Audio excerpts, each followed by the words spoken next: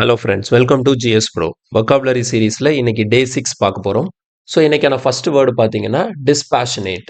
So இது வந்து நம்ம அட்ஜெக்டிவாக யூஸ் பண்ணுறோம். இதுக்கான மீனிங் வந்து நாட் இன்ஃப்ளூயன்ஸ்டு பை இமோஷன்ஸ். ஓகேங்களா? ஸோ இமோஷனால் இன்ஃப்ளூயன்ஸ் ஆகாமல் இருக்கக்கூடியது தான் நம்ம என்ன சொல்கிறோம்னா டிஸ்பேஷனேட் அப்படின்னு சொல்கிறோம். ஸோ எக்ஸாம்பிள் சென்டென்ஸ் பாருங்கள். The judge gave a dispassionate decision. ஓகேங்களா? ஸோ இப்போ இந்த இடத்துல நமக்கு இமோஷனலாக இன்ஃப்ளூயன்ஸ் ஆகுறது அப்படின்னு பார்த்தீங்கன்னு வச்சுக்கோங்களேன். நான் சிம்பிள் ஒரு எக்ஸாம்பிள் சொல்கிறேன். இப்போ வந்து நம்ம வந்து நம்மளோட க்ளோஸ் ஃப்ரெண்டு மேலே பயங்கர கோவத்தில் இருக்கிறோம். ஓகேங்களா? ஸோ ரொம்ப கோவத்தில் இருக்கிறோம். நமக்கு பிடிச்சவங்க மேலே ரொம்ப கோவத்தில் இருக்கிறோம் அப்படின்னா நாளைக்கே அவங்க வந்து திடீர்னு நம்மக்கிட்ட ரொம்ப கைண்டாக ரொம்ப இமோஷனாக இது மாதிரி ரொம்ப என்ன சொல்கிறது ஒரு மாதிரி பேசும்போது நம்ம வந்து என்ன பண்ணிடுவோம், இமோஷ்னலாக ஓகே போட்டோம் அப்படின்னு சொல்லிட்டு சரி இப்போ ஓகே பார்த்துக்கலாம் அப்படின்னு சொல்லிட்டு அவங்கள மன்னிச்சிடும் இல்லையா? ஸோ இதுதான் இமோஷ்னலாக எடுக்கக்கூடிய டெசிஷன். ஓகேங்களா? ஸோ இப்போது ஒரு ஜட்ஜ் வந்து எப்போவுமே டிஸ்பேஷனேட்டாக தான் இருக்கணும். ஓகேங்களா? ஏன் அப்படின்னா இப்போ ஒருத்தங்க தப்பு பண்ணிட்டு குற்றவாளிகள் வராங்க அப்படின்னா அவங்களுக்கு தண்டனை கொடுக்கும்போது அவங்க என்ன பண்ணுவாங்க, குற்றவாளிகள் வந்து நம்ம கிட்ட கெஞ்சுவாங்க, சார் எனக்கு வந்து இந்த இதெல்லாம் இருக்குது, இவ்வளோ இது இருக்குது, நான் தெரியாமல் பண்ணிட்டேன், நான் மன்னிச்சிருங்கன்னு சொல்லிட்டு. அப்போ அந்த இடத்துல நம்ம இமோஷ்னலாக எந்த டெசிஷனும் எடுக்கக்கூடாது. ஓகேங்களா? ஸோ நமக்கு லா என்ன சொல்லியிருக்கோ அதை பற்றி மட்டும்தான் நம்ம அந்த இடத்துல யோசிக்கணுமே தவிர நம்மளோட ஹியூமன் இமோஷன்ஸுக்கு அங்கே வேல்யூ கிடையாது. ஓகேங்களா? ஸோ அப்போ இமோஷனால் ஒருத்தரை இன்ஃப்ளூயன்ஸ் பண்ண முடியலை அப்படின்னா அவர் தான் என்னவா இருக்காரு, அவர் வந்து டிஸ்பேஷனேட் பர்சனாக இருக்கிறாருன்னு அர்த்தம். ஓகேங்களா? ஸோ சினானிம் பாருங்க, நியூட்ரலாக இருக்கிறது, அன்பயாஸ்டாக இருக்கிறது, அப்ஜெக்டிவாக இருக்கிறது. ஓகேங்களா? ஸோ நியூட்ரல், அன்பயாஸ்ட், அப்ஜெக்டிவ், இதுதான் நமக்கு டிஸ்பேஷனேட். ஸோ டிஸ்பேஷனேட் அப்படிங்கிறது ரொம்ப ஒரு பாசிட்டிவான வேர்டு தான். நாட் இன்ஃப்ளூயன்ஸ்டு பை இமோஷன், இமோஷனால இன்ஃப்ளூயன்ஸ் ஆகாமல் இருக்கக்கூடிய நிலை. ஓகே, அடுத்து பாருங்க, சோசியபிள். சோசியபிள்ங்கிறது ரொம்ப ஃபெமிலியரான வேர்டு தான். ஸோ இதை அட்ஜெக்டிவாக யூஸ் பண்ணுறோம். ரொம்ப ஃப்ரெண்ட்லியாக இருக்கிறது, என்ஜாயிங் கம்பெனி ஆஃப் அதர்ஸ். ஓகேங்களா? ஸோ எப்போவுமே கூட்டத்தோடு இருக்கிறது, எப்போவுமே ஃப்ரெண்ட்ஸு இல்லைனா சுற்றி இருக்கக்கூடிய ரிலேட்டிவ்ஸ் கூட ஜாலியாக பேசிட்டு அவங்க வந்து தனியாகவே இருக்க மாட்டாங்க. எப்போ பார்த்தாலும் அவங்க சுற்றி ஒரு குரூப் இருந்துக்கிட்டே இருக்கும். அவங்க வந்து மக்களோட சேர்ந்து இருக்கிறது தான் விரும்புவாங்க. ஸோ அந்த மாதிரி பர்சன் தான் நம்ம என்ன சொல்லுவோம்னா சோஷியபிள் அப்படின்னு சொல்லுவோம். She is very sociable and makes friends easily. ஓகேங்களா? ஸோ ரொம்ப சோஷியலபிளாக இருக்கிறவங்களுக்கு வந்து உடனே ஃப்ரெண்ட்ஸ் கிடைச்சிருவாங்க. எல்லாரும் கூட ஈஸியாக ஃப்ரெண்ட் ஆகிடுவாங்க. ஓகேவா? ஸோ சினானிம் வந்து ஃப்ரெண்ட்லி, அவுட் கோயிங், அந்த மாதிரி எடுத்துக்கலாம். நெக்ஸ்ட்டு அன்ஃபேதமபிள். ஓகேங்களா? ஸோ அன்ஃபேதமபிள் அப்படிங்கிறது ஒரு அட்ஜெக்டிவ். இதுக்கான மீனிங் பார்த்தீங்கன்னா இம்பாசிபிள் டு அண்டர்ஸ்டாண்ட். ஓகேங்களா? ஸோ இம்பாசிபிள் டு அண்டர்ஸ்டாண்ட் என்னன்னா ஒரு விஷயத்தை நம்மளால புரிஞ்சிக்கவே முடியாது. ஸோ எந்த விஷயத்த நம்மளால புரிஞ்சிக்கவே முடியல, அது ரொம்ப கஷ்டமாக இருக்கோ அதை தான் நம்ம என்ன சொல்லணும்னா அன்ஃபேதமபிள் அப்படின்னு சொல்லுவோம்.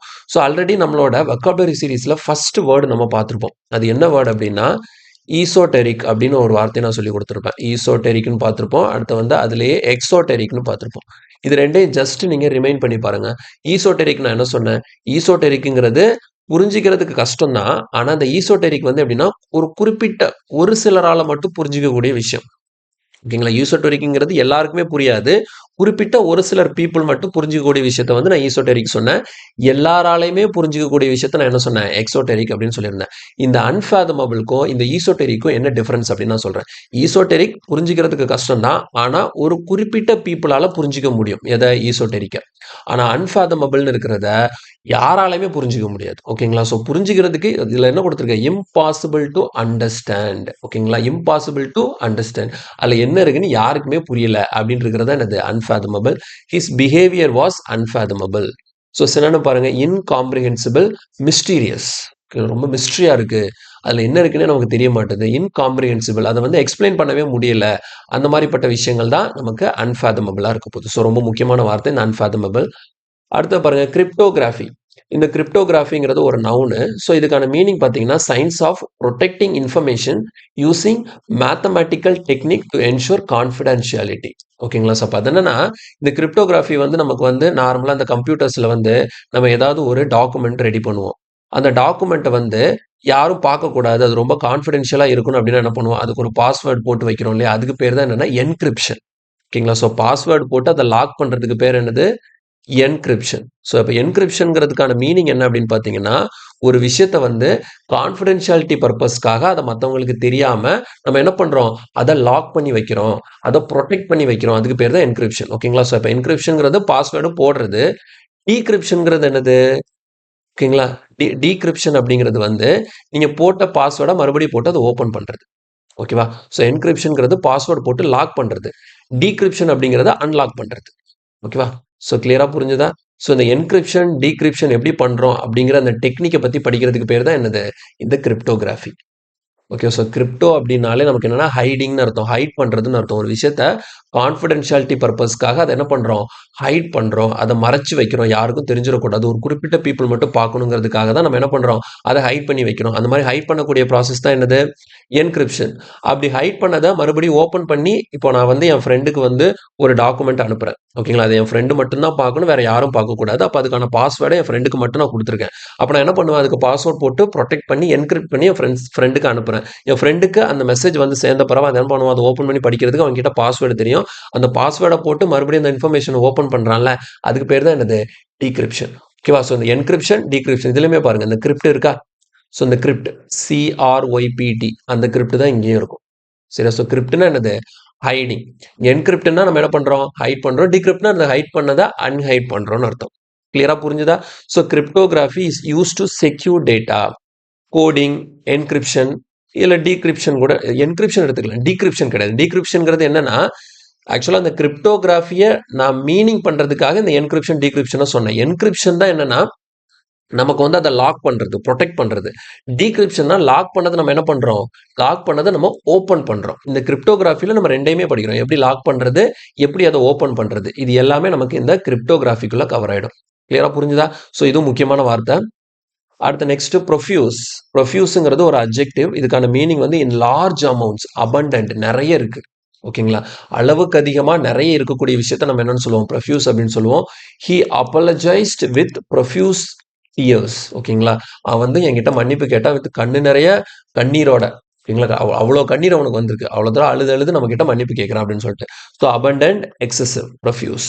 ஓகே, ஸோ ப்ரொஃப்யூஸும் முக்கியமான வேர்டு தான். அடுத்த எட்டிமாலஜி. ஸோ இந்த எட்டிமாலஜிங்கிறது என்ன அப்படின்னு பார்த்தீங்கன்னா, study of word origins. Word ஆர்ஜின்னா என்ன, இப்போ இங்கிலீஷில் வந்து நம்ம படிக்கக்கூடிய அந்த ஒவ்வொரு வார்த்தை, ஒவ்வொரு வொக்காபுலரிக்கும் பார்த்தீங்கன்னா அதுக்கு ஒரு ஆர்ஜின் இருக்கும். இப்போ இங்கிலீஷுங்கிறது ரொம்ப ரீசண்டாக உருவான ஒரு லாங்குவேஜ் தான், ரொம்ப பழமையான லாங்குவேஜ் எல்லாம் கிடையாது. இங்கிலீஷுங்கிறது ரொம்ப ரீசெண்டாக உருவான லாங்குவேஜ். அதுக்கு முன்னாடி பழமையாக நிறைய லாங்குவேஜஸ் இருக்கு. அப்போ அந்த இங்கிலீஷில் இருக்கக்கூடிய வார்த்தைகள் எல்லாமே எங்கேருந்து எடுத்திருப்பாங்கன்னா மற்ற லாங்குவேஜ்ல இருந்து எடுத்திருப்பாங்க. உதாரணத்துக்கு வந்து கிரீக்கு, மேக்சிமம் வேர்ட்ஸ் வந்து இந்த கிரீக் அண்ட் லாட்டின் இது ரெண்டுல இருந்து தான் எடுத்திருப்பாங்க. ஓகேங்களா, கிரீக் வேர்டு, லாட்டின் வேர்டு எடுத்து அதுல இருந்து கொஞ்சம் லைட்டா மாடிஃபிகேஷன் பண்ணி என்ன பண்ணியிருப்பாங்க, அந்த இங்கிலீஷ் வேர்டை உருவாக்கியிருப்பாங்க. அப்போ இங்கிலீஷ்ல இருக்கக்கூடிய ஒவ்வொரு வார்த்தைக்கும் ஒரு ஹிஸ்டரி இருக்கு.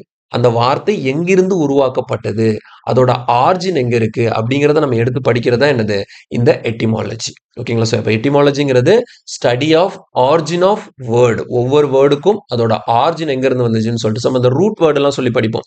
நான் ஆல்ரெடி சொல்லியிருந்தேன், நம்மளோட இங்கிலீஷ் ஸ்ட்ராட்டஜியில் ஒன்று சொல்லியிருந்தேன், இந்த வேர்ட் பவர் மேடிசின்னு ஒரு புக் இருக்கும். இந்த புக்கு நீங்க படிச்சீங்கன்னா ஒவ்வொரு வொக்காபுலரியையும் நீங்க புரிஞ்சு படிக்கலாம். அதுக்கான ரூட் வேர்ட்ஸை வச்சு நீங்க படிக்கலாம். ஓகேங்களா, ஸோ அப்போ இந்த ரூட் வேர்டு அப்படிங்கிறது ஒரு வார்த்தை எடுத்தீங்கன்னா அந்த வார்த்தைக்குள்ள ஒரு ரூட் வேர்டு இருக்கும். அப்போ அந்த ரூட் வேர்டை வச்சு நமக்கு வேற என்னென்ன வார்த்தைகள்லாம் உருவாயிருக்குன்னு சொல்லிட்டு ஸோ அந்த மாதிரி படிக்கிறது தான் நமக்கு இந்த எட்டிமாலஜி. ஸோ அப்போ இந்த வேர்ட் பவர் மேடிசி அந்த புக்கு ஃபுல்லாமே இந்த எட்டிமாலஜி பேஸ் பண்ணி தான் இருக்கும். ஓகேங்களா, ஒவ்வொரு வார்த்தைக்குமான அந்த ஹிஸ்டரியை நம்ம படிப்போம். அந்த வார்த்தை எங்கேருந்து உருவாச்சு, எந்த வார்த்தையிலேருந்து, எந்த கிரீக் வேர்ட்லேருந்து உருவாச்சு, இல்லைன்னா எந்த லாட்டின் வேர்ட்லேருந்து உருவாச்சு, இல்லை வேற ஏதாவது மொழிகள்லேருந்து எங்கேருந்து அந்த வார்த்தையை கொண்டு வந்தாங்க. அப்போ அந்த ஒரு வார்த்தையை வச்சு வேற என்னென்ன வார்த்தையெல்லாம் உருவாக்கி இருக்கிறாங்க. புரியுதா? ஸோ இதுதான் நமக்கு எட்டிமாலஜிக்கான meaning. So etymology is also important word. Next repeal. Okay, so ரீபீல்னா என்னன்னா அந்த வெர்பாவும் யூஸ் பண்ணலாம், நவுனாவும் யூஸ் பண்ணலாம். டு கேன்சல் அல்லா. ஆல்ரெடி நம்ம ஒரு வார்த்தை படிச்சிருந்தோம், எனாக்ட் அப்படின்னு படிச்சிருந்தோம். ஓகேங்களா, ஸோ எனாக்ட்னா என்ன சொல்லியிருந்தேன், டு மேக் அல்லா, ஒரு சட்டத்தை உருவாக்குறது அல்லது ஒரு பாலிசி மேக் பண்றது, அந்த மாதிரி இருக்கிறத நம்ம என்ன சொல்றோம், எனாக்ட்னு சொன்னாலும் அதுக்கு அப்படியே ஆப்போசிட் தான் இந்த ரீபீல். நீங்க உருவாக்குன சட்டத்தை கேன்சல் பண்றீங்க, அதை தடை பண்றீங்க, அது இனிமே கிடையாது அப்படின்னு சொல்லிட்டு அதை அபாலிஷ் பண்றீங்க அப்படின்னா அதுக்கு மீது தான் என்னது, ரீபீல். ஸோ இந்த ரீபீலும் நமக்கு எதில் தான் யூஸ் பண்ணுவாங்க, இந்த பாலிட்டியில சட்டம் தொடர்பான பாலிட்டியில அடிக்கடி இந்த ரீபீல் அப்படி வரும். ஓகேங்களா, so the government decided to repeal the rule. ஒரு ரூல் போட்டாங்க, அந்த ரூல் என்ன பண்றாங்க, ரீபீல், கேன்சல் பண்றாங்கன்னு அர்த்தம். So cancel, abolish. So enact, repeal connect பண்ணி படிக்கணும். எனாக்ட்னா மேக் பண்றது, ரீபீல்னா கேன்சல் பண்றது. Okay, next treacherous. So treacherous is adjective. இது என்னது, dangerous or likely to betray. என்ன அர்த்தம், ட்ரீச்சரஸ்னா நமக்கு துரோகம் செய்யறதுக்கு. ஓகேங்களா, ஸோ நம்பிக்கை துரோகம் பண்றாங்கல்ல, அந்த மாதிரி பீப்புளை தான் நம்ம என்ன சொல்றோம், ட்ரீச்சரஸ் பீப்புள் அப்படின்னு சொல்லுவோம். இது பீப்புளுக்கு மட்டும்தான் அப்படின்னா இல்லை, அதாவது நமக்கு வந்து ரொம்ப டேஞ்சரா இருக்கு. கண்டிப்பா இங்க போனா நமக்கு ஏதாவது ஆபத்து ஏற்படும். ஓகேங்களா? அப்படின்னு சொல்லி இருக்கக்கூடிய விஷயங்களுக்கு கூட நம்ம இந்த ட்ரீச்சரஸ யூஸ் பண்ணலாம். "The road was treacherous during the storm." ஓகேங்களா? ஸோ அப்போ புயல் நேரத்துல இந்த ரோடு வந்து பயங்கர டேஞ்சரஸா இருக்கும். ஸோ டேஞ்சரஸ், ரிஸ்கி, டிசீட்ஃபுல்னா என்னது? ஏமாத்துறது, துரோகம் பண்ணக்கூடிய. ஸோ பெர்சன்னா ஒரு பெர்சன் டேஞ்சர்ன்னு நம்ம எப்படி சொல்லுவோம்? அந்த பெர்சன் வந்து நம்மள ஏமாத்துறதுக்கு நெறைய வாய்ப்பு இருக்குன்னா, அவங்கள டேஞ்சர் அப்படின்னு சொல்லுவோம்.